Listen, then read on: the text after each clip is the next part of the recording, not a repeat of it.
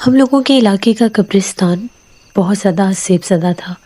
پرانے وقتوں میں وہاں پر ایک بہت بڑے سید بزرگ نے ایک پچھل پیری چڑیل کو قید کیا تھا۔ لوگوں کے مطابق وہ کبھی کبھار آدھی رات میں اپنا آپ ظاہر کرتی تھی۔ ایک دفعہ کی بات ہے، رات 1 بجے میں کام سے واپس آ رہا تھا، قبرستان والے راستے سے ہی گزر رہا تھا، تو میں نے ایک درخت کے نیچے ایک عورت کو سسکیاں لے کر روتے دیکھا۔ میں سمجھ گیا کہ ہو نہ ہو یہ وہی مخلوق ہے۔ تبھی میں نے بلند آواز میں جیسے ہی آیت الکرسی پڑھنا شروع کی تو وہ خوفناک عورت جو تھی، جو درخت کے نیچے بیٹھی رو رہی تھی، پلک جھپکتے میری آنکھوں سے اوجھل ہو گئی۔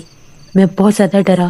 3-4 دن میں بہت بیمار رہا۔ اس کے بعد کبھی بھی میں دیر رات کے قبرستان والے راستے سے نہیں گزرتا تھا، کیونکہ وہاں پر رات کو وہ ظاہر ہوتی